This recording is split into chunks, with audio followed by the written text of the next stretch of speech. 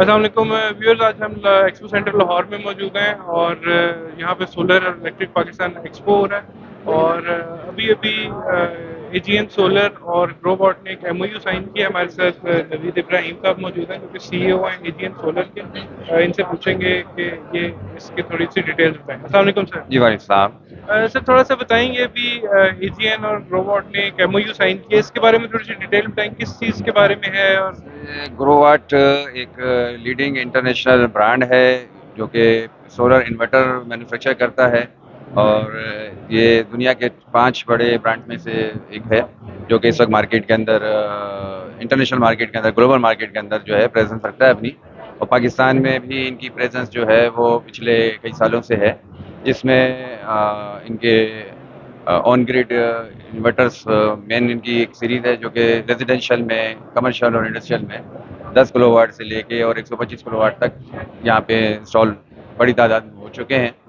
और इसके अलावा इनकी हाइब्रिड इन्वर्टर्स में भी इनकी सीरीज़ हैं जो कि 5 किलोवाट से लेके और 55 किलोवाट तक उसमें भी मॉडल आ रहे हैं इसमें।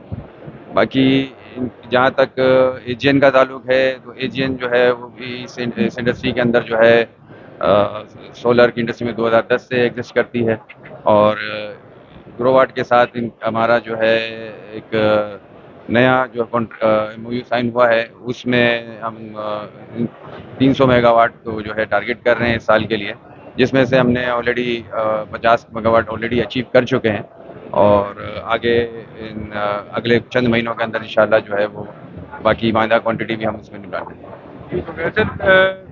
थोड़ा सा बताएं कि पाकिस्तान की मार्केट का पोटेंशियल किस तरह से देख रहे हैं आप सोलर के सेंस में, क्योंकि एक तो ऑलरेडी हमारा एनर्जी का बहुत ज़्यादा क्राइसिस चल रहा है, तो सोलर की ग्रोथ और फर्दर मार्केट का पोटेंशियल कैसे देख रहे हैं आप आगे? देखिए, पाकिस्तान मार्केट की ग्रोथ और पाकिस्तान मार्केट का साइज सबसे पहले तो साइज बहुत बड़ा है। हमारी मार्केट का साइज, हम अब अंडर कैपेसिटी हैं, बहुत बड़ी पैमाने पे अंडर कैपेसिटी है, क्योंकि हमने जो ये इनिशिएटिव शुरू हुआ था हमारा अल्टरनेट एनर्जी का, वो तकरीबन 2009-2010 में शुरू हुआ था पाकिस्तान में। और एनर्जी डेवलपमेंट बोर्ड भी तकरीबन उसी उसी दौरान में इस्टेब्लिश हुआ था और सारी चीज़ें सेटअप हुई थी। हम इनिशियल मेंबर्स में रजिस्टर्ड मेंबर हुए थे, एडीडबी को उनमें भी थे।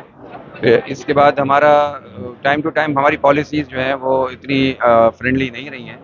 और अभी भी इस वक्त जो है वो पिछले 8 महीने से सोलर इंडस्ट्री जो है वो एक मंझधार का शिकार है, क्योंकि उसकी इंपोर्ट बंद हो चुकी है, शिपमेंट्स आ नहीं रही हैं, बहुत लिमिटेड स्टॉक आ रहा है। और जो हमारी मार्केट पाकिस्तान की डिमांड है, चाहे वो गैर सरकारी हो, सरकारी हो, अ, वो किसी तरह से भी पूरी नहीं हो पा रही है, क्योंकि शिपमेंट आएंगी नहीं तो इंस्टॉलेशन पूरी होगी नहीं और हमारा जो है ये एनर्जी डेफिसिट जो है वो बढ़ता जाएगा।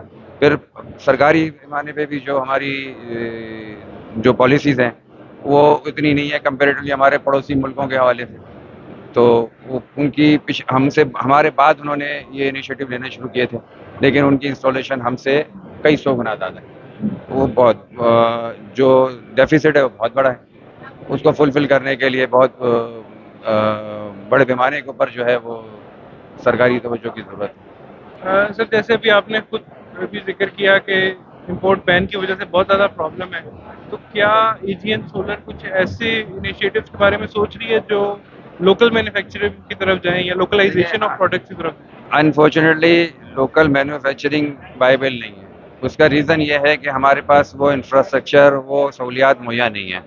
अगर हम अभी हम असेंबलिंग प्लांट भी लगाते हैं तो भी हर चीज़, हर रॉ मटेरियल हमें 80 टू 90% इम्पोर्ट करना पड़ेगा। तो लोकल मैन्युफैक्चरिंग उस वक्त आप कंसिडर कर सकते हैं जब आपके पास जो सारे सप्लाई चेन है कंपोनेंट्स की, मैं रॉ मटेरियल की, वो आपके पास हो। आपको मेटल शीट भी इंपोर्ट करनी पड़ती है, आपको आईसी भी इंपोर्ट करनी पड़ती है, आपको पीसीबी भी इंपोर्ट करनी पड़ती है, आपको एक्स वाई जेड इसके अंदर इस्तेमाल होने वाला इवन ग्लू तक जो है वो इम्पोर्ट करना पड़ता है।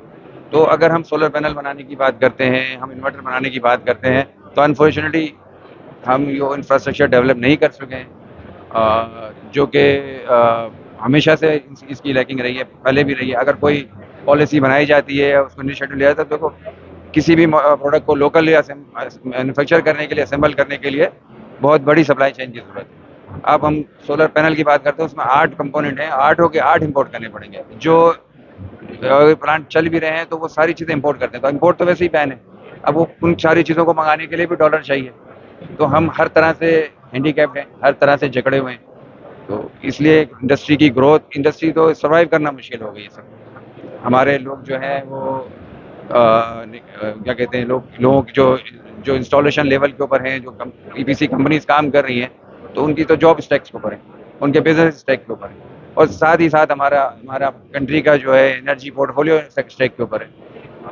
सर ये जो अभी अभी रिसेंटली जो आपने एमओयू किया है, इसको फ्यूचर में आप किस तरह से देख रहे हैं, ये कैसे आपकी कंपनी को देखिए, सपोर्ट मैं आपको बताऊं कि ये एमओयू हम 6 महीने से काम शुरू कर चुके हैं, लेकिन एमओयू साइन करने की ना मैन्युफैक्चरर को हिम्मत हो रही है ना हमारी में हो रही है, क्योंकि जब इम्पोर्ट बैन है तो हम टारगेट कैसे पूरे करेंगे, या हम इस चीज़ को कैसे मंगाएंगे कैसे।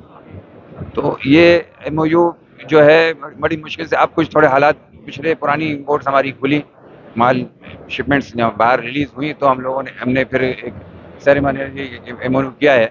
लेकिन ये एक बहुत बड़ा चैलेंज है इस वक्त इस कंडीशंस के अंदर, जहां हमें बस इंपोर्ट की अप्रूवल ही नहीं है, और किसी सूरत में ऐसा नहीं है कि वो नहीं हो सकती है, उसके लिए बहुत सारे रास्ते निकल सकते हैं, लेकिन वो सरकारी पैमाने के ऊपर, स्टेट बैंक के लेवल के ऊपर कोई भी इसकी सपोर्ट नहीं कोई सपोर्ट नहीं है उसकी। थैंक ठीक यू है so sir, thank you very much. Viewers, further videos देखने के लिए हमारे चैनल को सब्सक्राइब और लाइक करना ना भूलिएगा। Thank you.